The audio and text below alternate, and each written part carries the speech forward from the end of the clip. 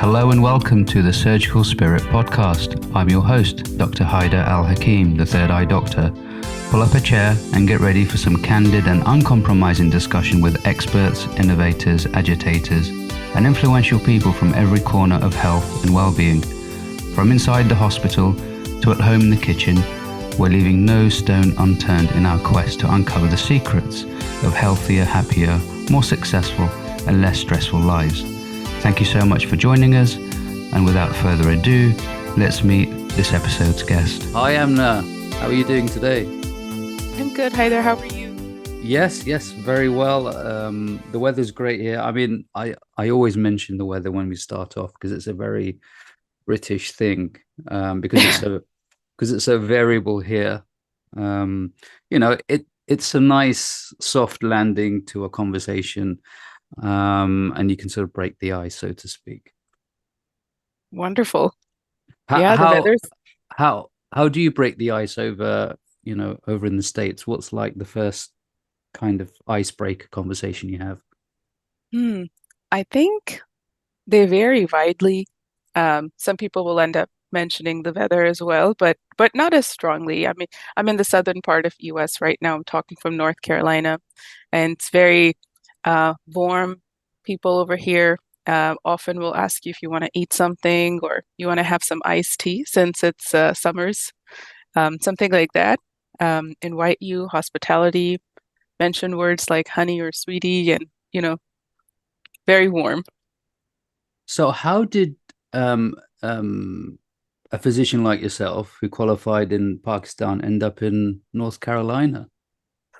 Yeah, so that's a long, fun story, I would say. I was born and raised in Pakistan, and I was there all the way up until medical school. And during medical school, I met my husband, who was in the United States, and he was in Cleveland. So after finishing med school, the following few weeks later, I got married and moved to the States. I had visited the States while I was in medical school as well for clinical rotations, observerships, and that kind of stuff during medical school. But really moved at the end of 2012 and have been here since. I went for residency at Cleveland Clinic since he was in Cleveland, and Cleveland Clinic is a wonderful, amazing institute. So residency in internal medicine over there, and afterwards, my husband is a solar entrepreneur, and it's much easier to explain to people why solar makes sense when you're not in the north and there's in the Midwest and there is snow, which is the case in Ohio. So in North Carolina, it's nice, bright, and sunny.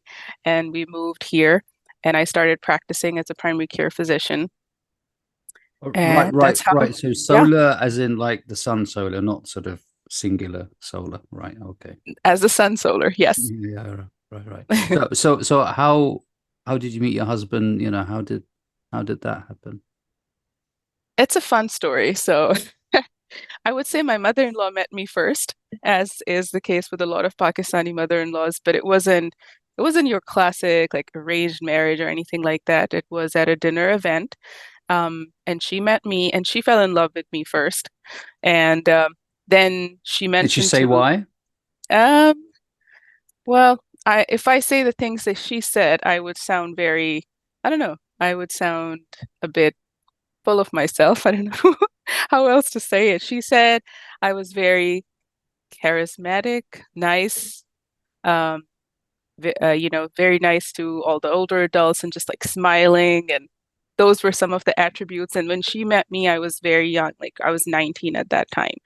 And I had started medical school. I started med school when I was 18 years old. So she mentioned to my parents, and my parents were like, she just started med school. We're just going to let her do her thing. And, if she's interested later on, we'll just share and we'll allow her life to unfold. So I continued to meet my in-laws, and they're amazing humans. And they were all in Pakistan at that time during the course of my medical school. But I didn't know that my mother-in-law had actually, how should I say, asked for my hand in marriage. But so time went on, and when I was in my fourth year of medical school, I found out that, this whole thing was happening behind the scenes. And I was coming here to the United States for summers, and that's when my husband and I met actually in Boston. He flew in from Cleveland to Boston where I was, and I met him and I said, okay, he's a nice guy. Let's do it. So that's how the rest is history. I can't believe I still sort of start blushing when I'm talking about it. Yep. Well, it's significant, it's significant life events, and these things happen to us, and we can't, put on that intellectual veil to stop ourselves from being emotional. Absolutely. Um, did you always want to be a doctor? Was that something in your veins? No. So the answer is no. I was exposed to physicians. My parents were both physicians. My mother is an OB and my dad's a internist, and then he did like chest medicine, so pulmonology, but not really critical care. I saw them, but I was more interested in humanities and arts and sort of English literature, and that interested me way more than purely medicine. And then there was just a part in me that said, I just want to do something different. And I think like the years, 1 or 2 years preceding medical school, I actually wanted to work with refugees, wanted to do international relations. And then, as is the case with a lot of brown moms, my mom looked at me one day and she said, "You're becoming a physician, end of story." And then I said, if I'm becoming a physician, I'm only going to apply to one medical school, and that is the Aga Khan University, which is the best medical school in Pakistan. I know some other people, we can objectively say that because it's received, it's JCIA accredited hospital, which is per like US standards, and it's a really great place to train and very hard to get in. So that was my way of saying, I'll do it if I get in.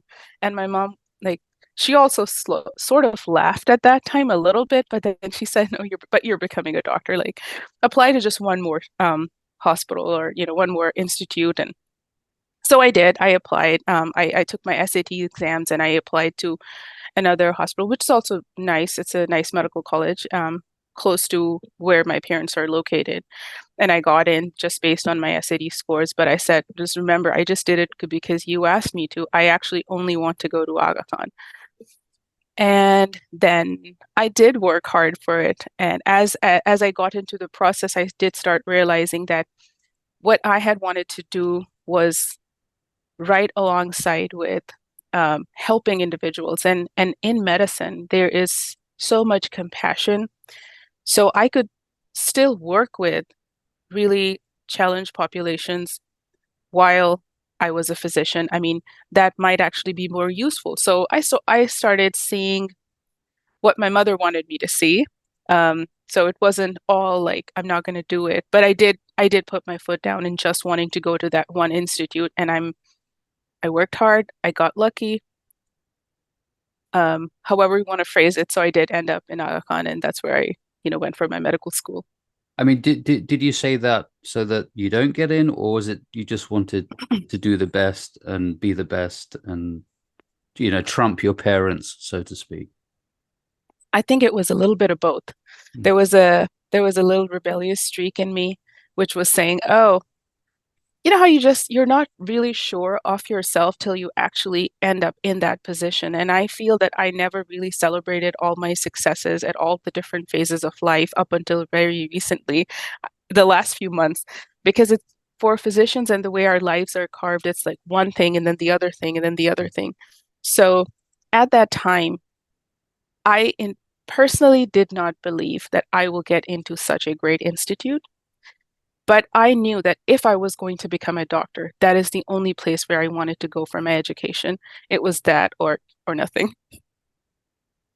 And was there sort of a kind of shift in the way that you looked at things, or was there a cultural shock, sort of going into medical school, or was it sort of business as usual, given that you've got parents as medics?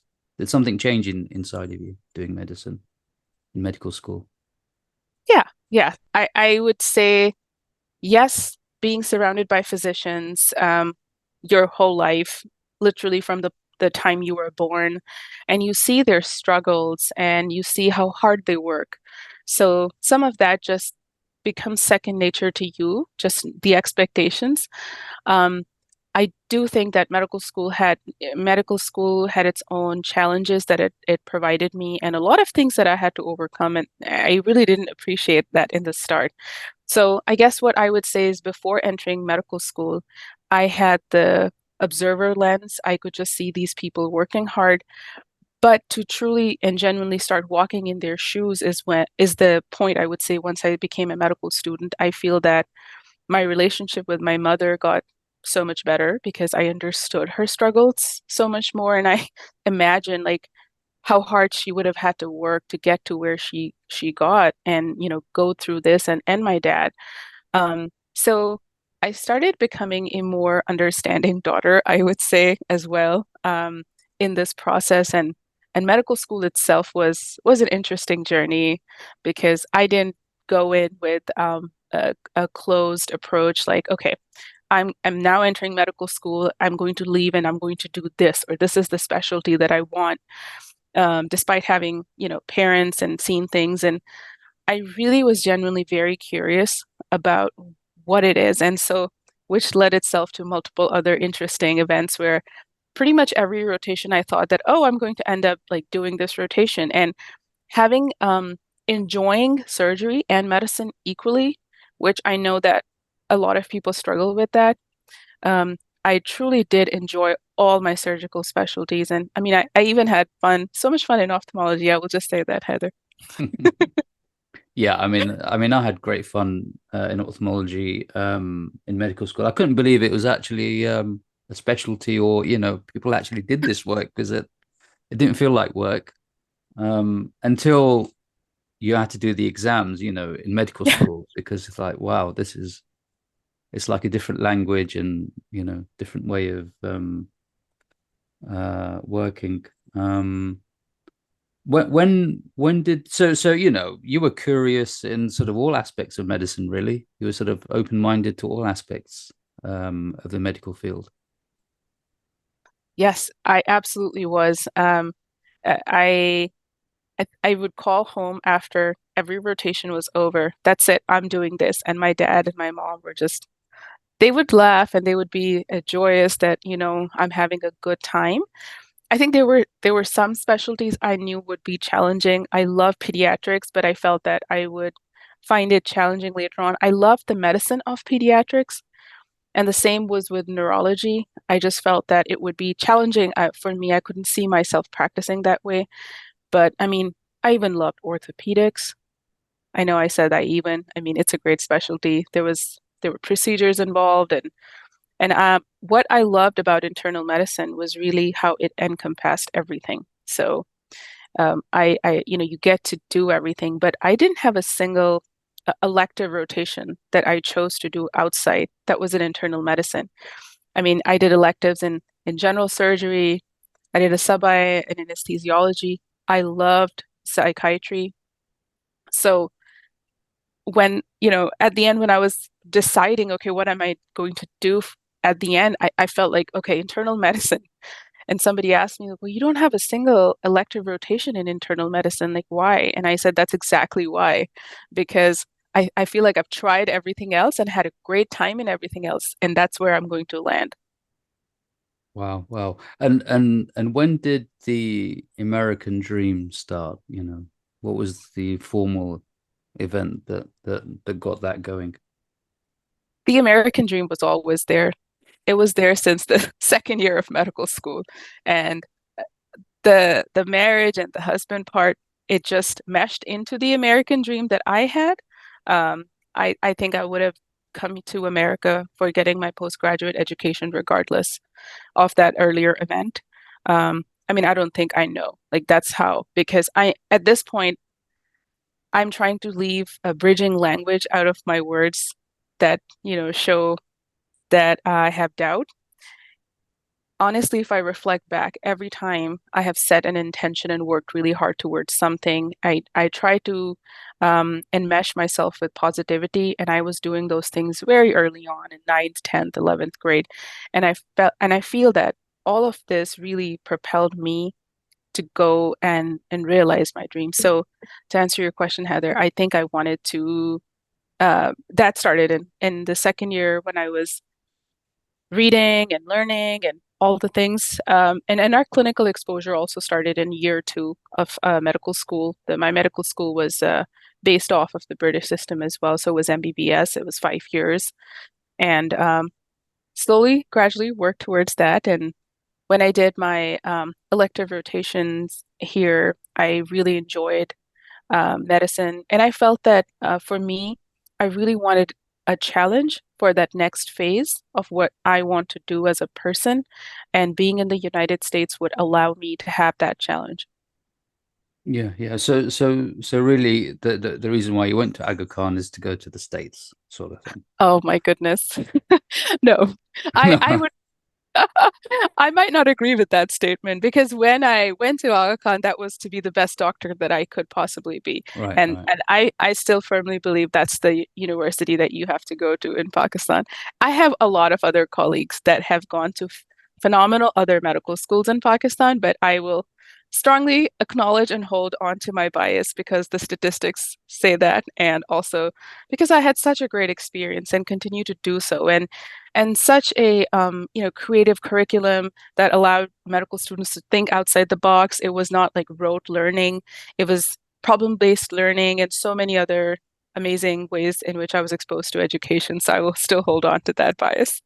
Fair enough, fair enough. And when you went to the States for the first time, what was the biggest sort of difference, between the medical practice in Pakistan and the US that you realized?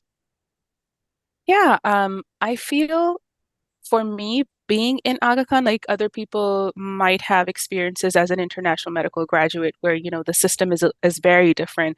So being in that space, I felt that I didn't have like a huge culture shock in sorts of, in medicine because I was exposed to electronic medical records, the way rounds were done in a very similar pattern, and a lot of my attendings were actually US trained. So I didn't feel that contrary to some other individuals' experience, what I did recognize was that large exposure and honestly opportunity that I was blessed to have while I was practicing in what I was learning in Pakistan, where we got to see the extremes of disease um, in being in a third world country. You know, you I, there it was things like, we talk about vaccinations and preventable issues, and I still remember there was a patient with adult patient with tetralogy of Fallot, and I was listening to all those things which I wouldn't see over here. So I think from the medicine part of me felt very fulfilled that I had seen that, and that I had gone into very poor communities and provided care where it had a very high impact. So as medical students, we would go into these rural, communities, almost like fishermen communities in Karachi, is where Aga Khan is located, and we would do this work. And um, I, I found that very fulfilling. And so when I came here, I found that similar calling. I think when I was in residency, my longitudinal clinic was in a part of Cleveland that was very poor. And, just that part was fulfilled caring for patients that had those specific type of needs. And I felt very much at home doing, practicing that kind of medicine. And personally, for me, I feel that is very fulfilling. Um, I will say it's not that the other part is not fulfilling. It's just the physician in you really appreciates diversity of disease, diversity of presentation, and patient population, and that's something that I always sought. Yeah, I mean the depth of pathology. I mean, I spent some time in Iraq as well, and the depth of pathology that you see in our developing countries is immense. And the knowledge base increases in these situations, and also the lack of resources as well. So you have to be a lot more um, ingenious in your ways of dealing with these things. Um, Whereas, sort of back here in the West, the systems are mainly quite efficient, so you can get quite good in a limited number of things. Whereas back home, you pretty much had to be an expert in everything in order to make things work. Yeah, you have your stethoscope and you don't have any imaging available right now. It's you, and just go. That's it. And also the other thing was, when you see these pathologies that are preventable by things like vaccinations, basic needs like that, and you see somebody with polio and how that's affected their life, or you see a patient who has full-blown rabies, like that's the sort of things that you never forget. Um, and then when you are having people share their hesitations around immunizations and things like that, I reflect and I say that I wish that you never have to see or go through some of those things that I have seen or gone through and seen firsthand and treated. So that's just like another perspective that you get. Do you ever go back home to Pakistan and sort of um, talk to them about your experiences or give give back to the system over there? That is something that I have wanted to do, but I have not done yet, Mm. partly because of the pandemic, my my own struggles with burnout and, just all that was happening and being a mom, um, in a nutshell, life. Yeah, But yeah. but that's somewhere in the future for sure. Awesome, awesome. Yeah, yeah. That sounds exciting. And what were the difficulties that you went through? You know, transitioning from being in Pakistan going to the US. Yeah. Um, Heather, it's very interesting. People have not fond memories of residency. People find residency training, medical training, that part very draining. They find it stressful, excruciating, but I don't think that was my experience. And I have really reflected on it. And I was reflecting on where my burnout originally started. But I mean, I why think was that the case? Why did you thrive in residency? Yeah, so I think thrive might be a very strong word. I definitely had the stress. I felt the overwhelm. I also had postpartum depression in the last year of residency, but I was able to bounce back from it. I even had health challenges that presented themselves during residency, and I will attribute all of that to the way my program was structured and the way the Cleveland Clinic Internal Medicine residency program was structured. Especially, I mean, I can speak it to my experience at that time when I was a resident.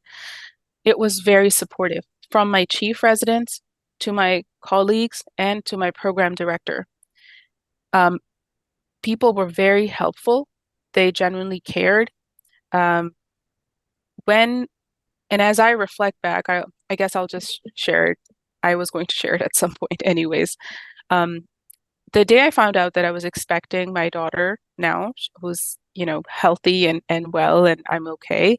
I also got a call from the ophthalmologist's office that we are concerned you might have a brain mass and you need to go to the ER and, we're going to do an MRI and all the things. And that's the day my pregnancy test had come back positive, and it was my first pregnancy, and I was a resident, and my family was in Pakistan. My husband was out of town, so I drove myself to the ER, which was close to where I was living, anyways. At Cleveland Clinic, I checked in. Um, the MRI came back with, thankfully, no mass, um, but I was told that, there were some other findings that were concerning. And so they did a lumbar puncture. Long story short, I found out that I had benign intracranial hypertension, and I was having a lot of the symptoms, and I was just ignoring them because I said, well, I guess this is just residency. So I had first trimester symptoms, and then I was having pulsatile tinnitus. I was having headaches very, very frequently, and when I had sought help and actually gone to get my eyes checked and, I was trying to do all the rest of the things, um, I was also starting to have very brief moments of some blurry vision here and there. So, when I got that diagnosis, I was very concerned. And it's also really funny that at that time, my first concern was, of course, like, I hope my baby's going to be okay. And the second concern was, I hope I graduate residency on time. So my my program director sensed this. She knew me. She knew how committed and dedicated I was. And her name is Dr. Abby Spencer, and she is a phenomenal woman in medicine leader. So she, reached out to me, and she's sort of mandated almost counseling and coaching on me. I was given resources to go and talk to this person, and I said, I don't have a prior mental health diagnosis. And I sort of like I laughed when she shared this with me, and I said, I'm going to be okay. And I don't think I need to go talk to somebody. So I felt very like almost defensive that are you saying that something's wrong with me? And she said, Amna, you don't understand. You are going through so much right now. You found out you're expecting, you found out that you have this vision threatening problem that we can't do much about because you're pregnant. We can't put you directly on medications right now. Um, and this is all happening to you. And you're seeing, I mean, I was having visits with neuro-ophthalmology and OB, and my neuro-ophthalmology visits with all the testing were every 2 to 3 weeks. My neuro-ophthalmologist was amazing. She was also at Cleveland Clinic. Um, so all of this was happening, and I was a resident. So she said, you need to first of all process this and process this as it happens so that you don't carry residue from it later on. And I very begrudgingly said yes. It was almost like it was a mandated thing, and I felt like, oh my God, this is just so unnecessary. Um, but I did it, and so the visits for counseling and coaching, they were covered. I didn't have to pay anything from my pocket, and I was given protected time for them. I was also given protected time to go for my ophthalmology and neuro-ophthalmology visits, my OB visits, and the Cleveland Clinic insurance that I had as a resident also covered almost all my expenses. So I had time and I didn't have financial concerns to actually go ahead and get treated for all the things that were happening to me It's a at good thing that you time. didn't rebel. It's a very good thing. Yeah. So so as I kind of unpack and process this later on, and then yes, when my daughter was born, the moment she was born, I instantly felt like somebody unplugged something in my brain.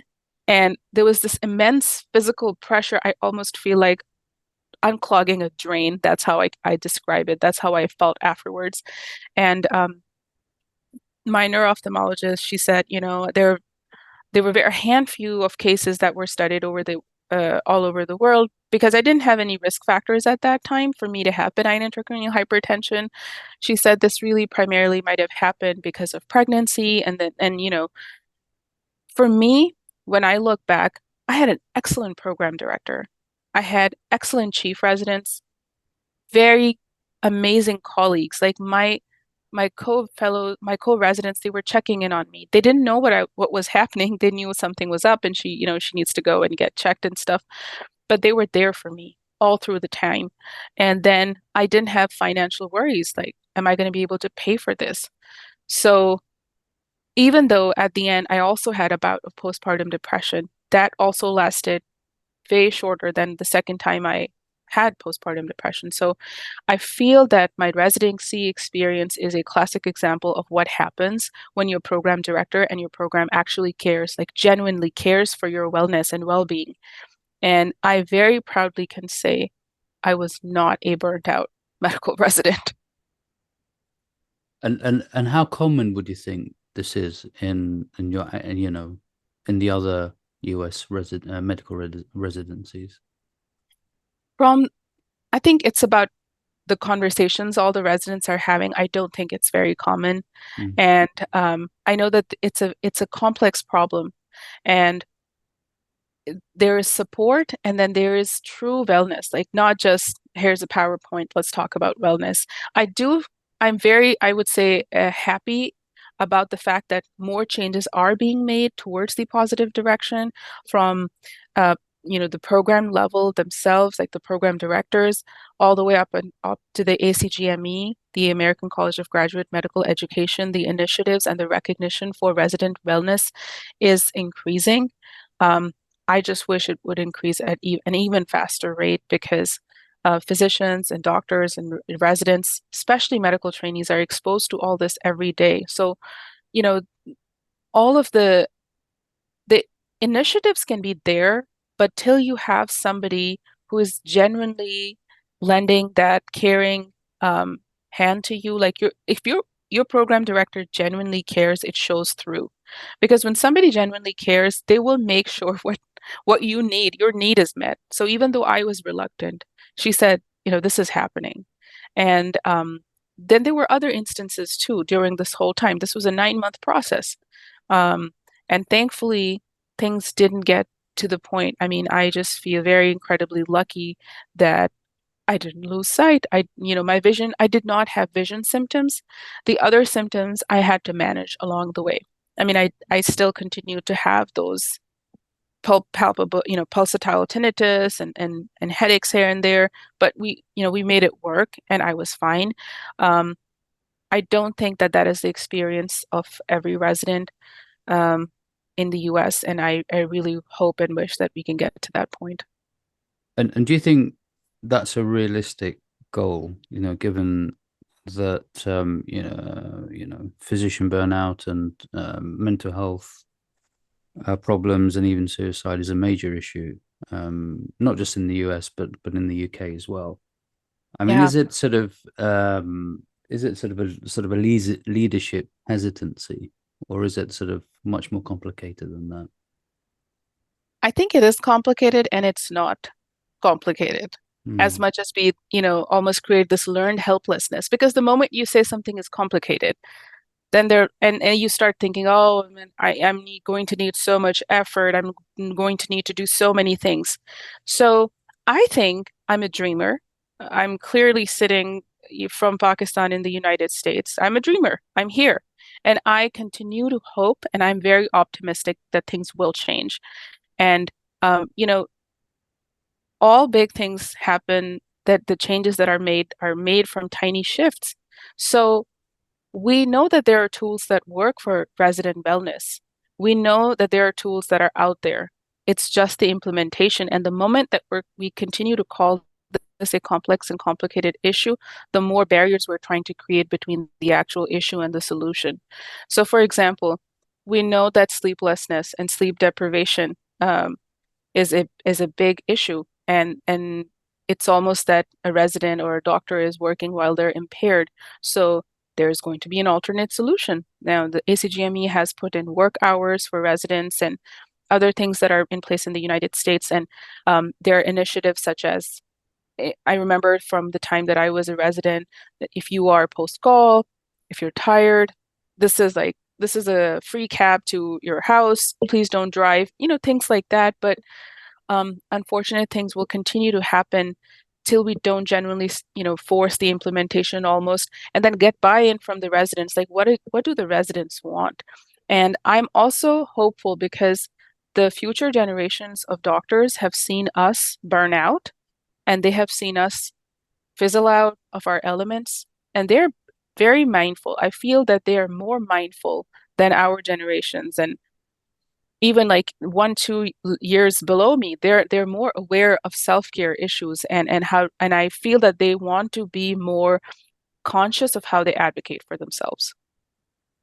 Yeah, I mean, certainly here in the UK, the trainees are much more, uh, as you said, self-aware of the importance of self-care and the importance of not burning out. And um, whereas in my time, it was expected that you'd burn out and there's nothing left of you at the end of the week. So when you went home, you were just a figment of your imagination and the imagination of your family. Absolutely. And almost you would wear that like a badge of honor. I mean, if you're at the end of the week, if you're smiling, this is what my older colleagues, my senior colleagues have shared with me, and they shared their stories. And I feel that it's so much better already when I hear their horrifying stories when they shared those with me, but it's not. there is so much more that needs to be done. And I feel that this is an important thing that you mentioned, Heather, because there is a cyclical trauma transfer that happens in medical education when you have attendings that share their horrifying stories of medical training, almost with pride that they were able to sustain that, and they are here and look at them and how they're doing so good, and then making the current trainee feel less than if they are complaining about feeling tired or if they're exhausted and they're actually being vulnerable with you.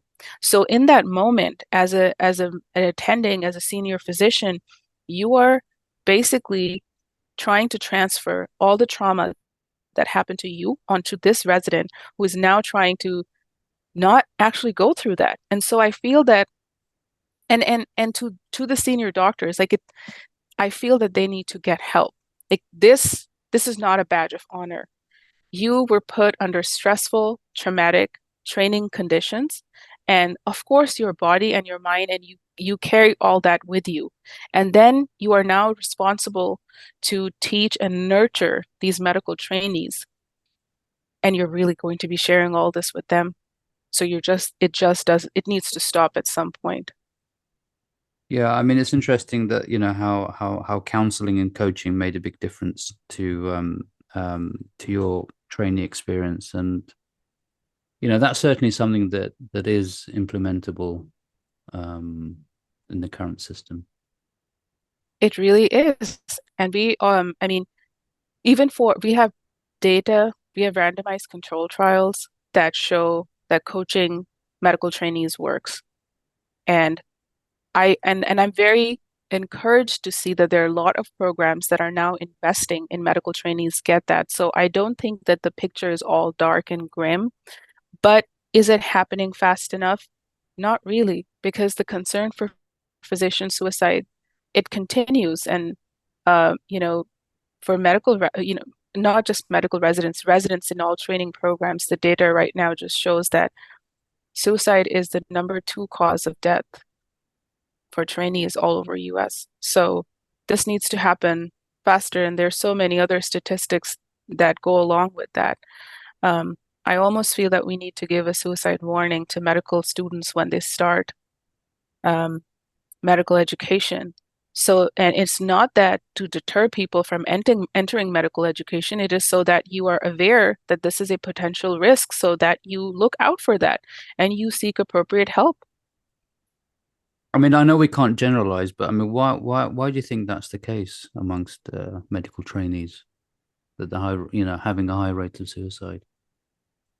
Yeah, I think that it's, of course, again, not wanting to generalize over everything, but there are some common traits that we can all agree anywhere in the world that are people in medicine have, and that's the perfectionistic tendencies and all or none thinking, and asking for help is a vulnerable situation anywhere in the world. If a physician or physician in training, medical student is having mental health issues, they face a lot of barriers to actually go and get help. So seeking help is is such a big hurdle. And so they're left feeling almost isolated in that all or none black and white thinking where either it's this or it's that. And it's very sad. So creating a support system where support is there.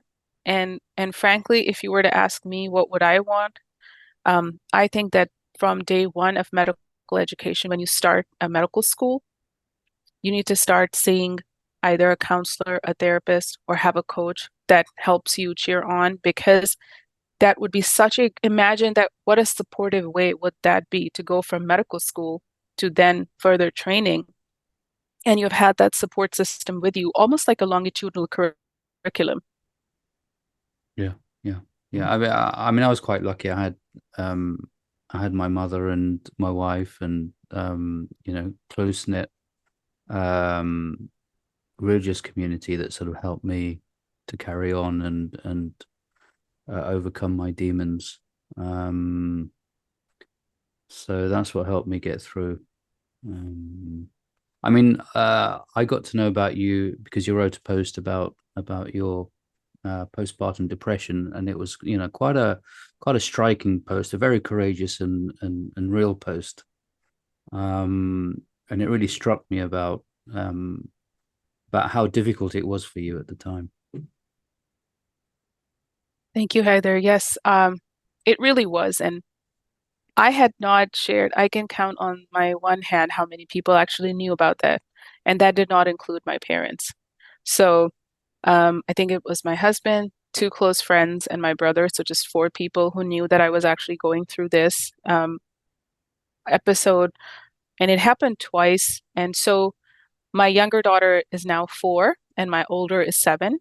Um, and so I would say after 7 and 4 years, this is the year I finally broke the silence. And I think that initially there was a part of me that felt that, oh, another female doctor with postpartum depression, like what is so unique about your story? And then why do you need to share it? And then I really challenged my thought, uh, partly because of all the coaching that I have received and continuing to do so. And because yes, it was just a thought, and I wrote, and the part of the reason I have been writing is in my journey of healing.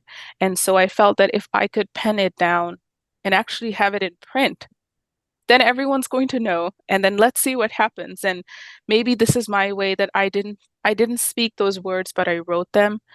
And the article came out on Mother's Day.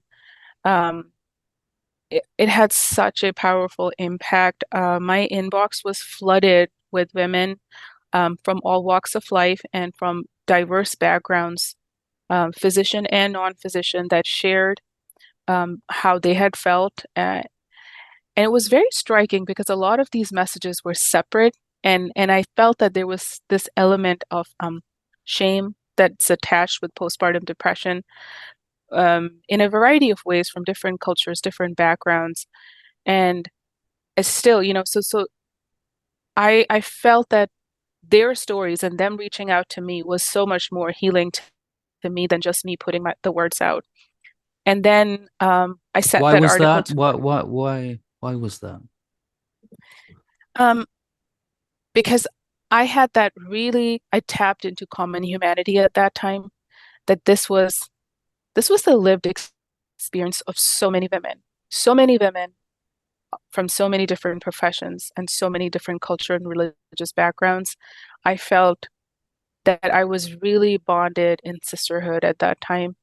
And I even had some male physicians and some husbands of those wives reach out and thank me as well, because it allowed them to understand what their wives had been going, through at that time, um, which was which was great to hear. Um, but since then, I've realized that postpartum depression, especially postpartum depression in women in medicine, needs to be talked about more. We've had so many unfortunate events, and it's a very it's a sad thing because this is a joyous time to celebrate, and women in medicine really don't have a good time to have kids. It's well, you can't have them during training because then you're out, and then other people will have to cover your shifts. And I had one of the amazing clients of mine actually share that she felt like, people were treating her while she was out on maternity leave, that she's on vacation. So here she is struggling, and the perception is that, oh, she's on vacation, she's got time to herself. So there's so many layers to it. And then these women that we talk about, myself included, are they're these amazing humans that have gone through so many challenges in life, from education and otherwise, and they find themselves in this position. And when I was an attending, I thought like, okay, this should be easy now because I'm an attending. I'm going to have a long maternity leave. I'll have time to be with my baby, and it's my second time. I know exactly what to do. I'll be just fine. And so it didn't pan out that way. And um, I was very disappointed in myself. I felt like an utter failure. And then I felt that the society that I was surrounded with, and I would say that's more of the South Asian community, however you want to say, the people that I was exposed to, there's this narrative that you should be so grateful. You have children. People struggle with infertility. And while this is a fact, it doesn't serve as a constant reminder when somebody is not in that state where they can take these comments. So I had added shame. I would say I had added cultural shame because of all of the other things that I had seen. And so I never told my parents when I started medications. My OB screened me. They do the usual screen. I didn't feel invested that I wanted to check off anything on there. Um, my OB never actually diagnosed or treated it. It was really my primary care physician who I just reached out to myself. And I think part of that is also my fault that at that time when it got that bad, that's when I reached out to her. And she prescribed my medication and I filled it and I just put it on my nightstand. I looked at it and I said, wow, this is how bad it got. Are you going to be the person who's taking pharmacotherapy? It was a very surreal moment for me. So I never started. And the prescription sat on my nightstand for about, I would say, a good few months. And then there was just one day where I had anger and I just, all these other confusing emotions. And so I just went upstairs and took the medication, and I felt immediate relief in the next 1 week. I know SSRIs are supposed to probably take a good 2 weeks to kick in. That's what I kept counseling my patients. But in 7 days, like even to the point where I was experiencing things like the grass was greener, the sky was blue. And I think that my only regret is I should have started sooner. And so, but I still didn't tell anybody. There were only a few people, like I said, 4 people who knew. So after my article came out, I sent that article to my parents, and I was really worried. It was this year, and they were visiting. And so I saw my dad, he's looking at his cell phone and he's reading the article, he's reading and reading. And I'm like, here it comes, he's going to tell me how much of a failure he thinks I am and how much of a failure he thinks he is, but it didn't. He was so happy and so proud of me that I took care of the situation when it arose and I sought help, and also that I then shared it publicly so that other people can get help. And how did that change you with, being a physician and a mother and a daughter? It changed me because, first of all, I started to question all these other things I might have not shared with my dad or had been hesitant to share and was worried culturally that he's not going to accept them. So that's my bias against my parents, and I need to question that and actually connect and reach out. So that was the first thing, and I think it was very validating. And I know that I have removed and worked very hard to remove this external validation that I seek from other people as I have gone through my journey, which is really hard to do. And I'm still on that journey, but it felt very healing and validating for me to know that my parents were actually proud of the fact that I had shared. Um, I think it really shaped the fact that I want to now be more vocal, be more verbal about sharing on postpartum depression and seeing whoever I can help with that. I mean, honestly, my goal was to help one other woman. I feel that a lot of other people have reached out to me, and so I feel very fulfilled in that way. And your relationship with your patients, has that changed, or is it pretty much the same? As a geriatrician, um, I'm not having these days to do a lot of conversations surrounding that, but I feel that there is that compassion that's always there.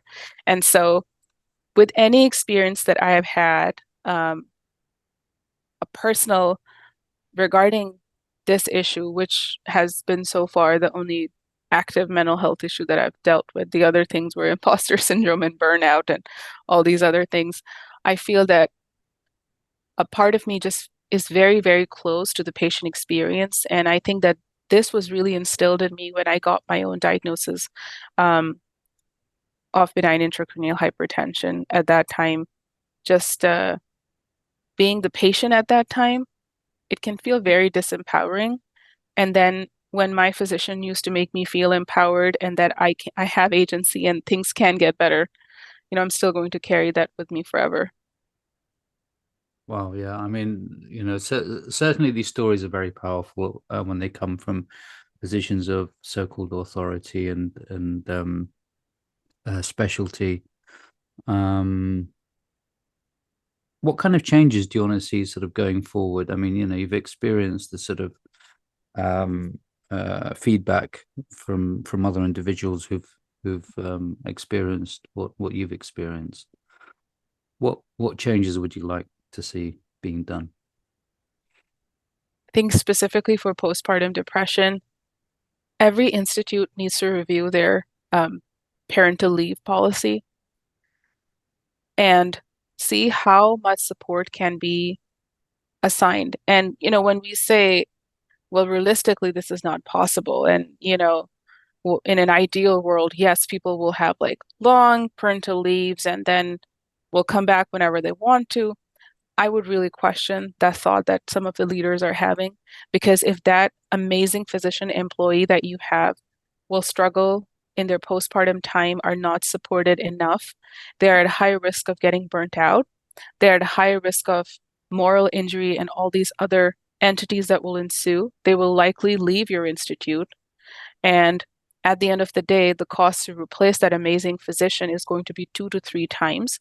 You also need to think about your patient experience. Your patients will suffer, um, especially in fields like that, in fields that have continuity of care, such as primary care. Um, if a primary care physician leaves, the rest of the panel suffers because it takes a long time to develop those relationships with your patients. So one would be to really assess uh, the parental leave and the support that is provided to physicians when they come back from maternity leave or paternity leave. Is there support for physicians to have an appropriate space for pumping? All the things, these are overlooked, sadly, in a lot of places. Physicians are actually pumping and seeing patients at the same time, so there is support that needs to be created surrounding that. And then there is the other support that needs to exist, such as counseling, coaching, therapy, depending on where you're at. To have access to that, those services should be covered by the institute. If this is an institute employed physician, the corporation, the organization should cover those costs. And again, this in the bigger picture will have such amazing ripple effects. And this is not imaginary. There's all the data that is there to prove it. No, I mean, it's absolutely essential, given that the majority of physicians now are female, and um, we need to nurture that sort of aspect of life for sure. Is there anything you want to sort of finish on? I mean, something that's sort of burning inside that you want to get off your chest while you can. Wow, Heather, this has been an amazing conversation. I think I did end up sharing a lot. I just want, if there's anyone listening to this episode and struggling at this time, whether that be in their role as a physician, whether that be in whatever role or journey they are in medicine, um, from medical school to trainee to after training, just reach out.